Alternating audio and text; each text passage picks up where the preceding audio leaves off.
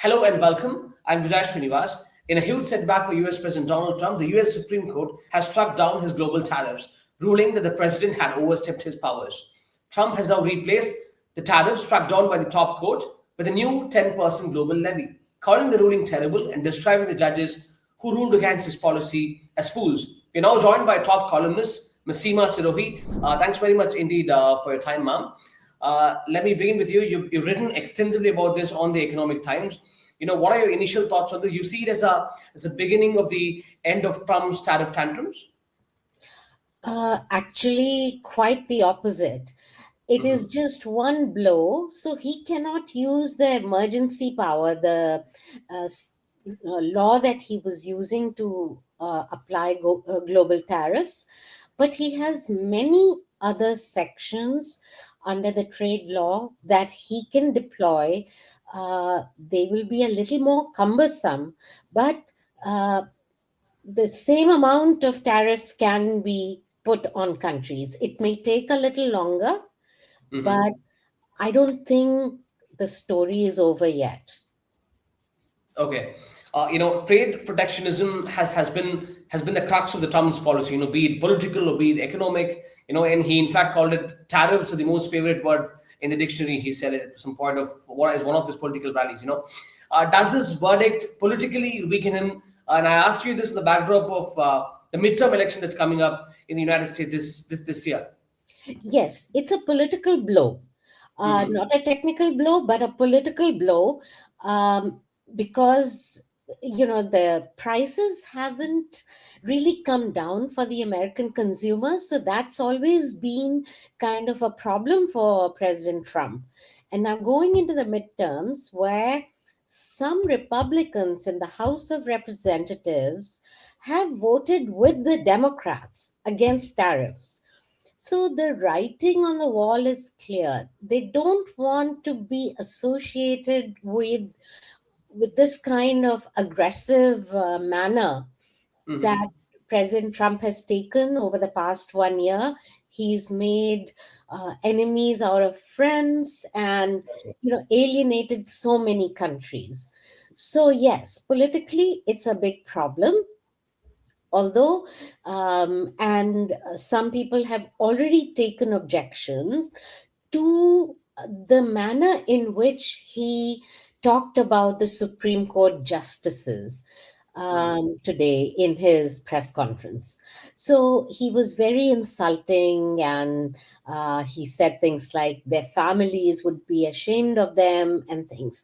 So, not that he is known for delicate language, but people felt that he'd gone overboard. In fact, the Wall Street Journal wrote already about it and said this he should apologize. So, having said that, politically, it's puts him in a tough spot because he has to justify to the consumer. Now, another problem will be the tariffs that have already been collected to the tune of 133 or 170 billion dollars over the past year, depending on whose figures you trust. Uh, these tariffs, these companies will litigate and want those that money back. So it'll stay in the courts. There'll be a lot more litigation, which will again not be good for the people, and it will make for a very confusing political message. Okay, so but I think I understand that there's a lot of uncertainty once again in terms of the refund because the Supreme Court did not really say anything about it. It has asked the lower court to take a decision on that. But how do you see it seems like the U.S. Congress, the Supreme Court has asked the U.S. Congress to take decisions as far as tariffs are concerned. Is it what we're going to be seeing in the future as well? The president will have a not really a bigger role to play as far as tariffs are concerned. He has to go to the Congress's approval. Is how it's going to be. No, no. What Okay. the Supreme Court's decision means is it has asserted that there is a separation of powers. There are three branches of the government, And belatedly, the court has come to the rescue of the US Congress to say the authority to place all these, widespread global tariffs lies only with the US Congress. But as I said earlier on, there are many other avenues Trump can take. There's already enough laws and statutes which give him permission, which allow Mm-hmm. the US trade representative to Mm-hmm. um, launch investigations against countries and determine whether they can be imposed under Section 301. If you remember, like over the past decades, India has always had this sword of 301 hanging over it. It's about any country that discriminates against US can be investigated for that, and then tariffs can be applied. So it may take a while, but um, he may, use all these other avenues. Okay. In U.S. markets have. Congress, Please go on. please, 1 minute. The US Congress has already given this authority to the USTR. You see, Okay. so it's already passed on that authority. What the Supreme Court is saying that the overall authority still lies with the US Congress. So if they want to act, if the Congress wants to assert its power, they can. But given the fact that Republicans are in a majority, it might be difficult for the Democrats to sort of come back. All right. Okay. So, the U.S. market seemed to have cheered the verdict of the Supreme Court yesterday, even as the dollar and the bonds have fallen there. But now, what kind of immediate economic implication do you see from this ruling for the United States?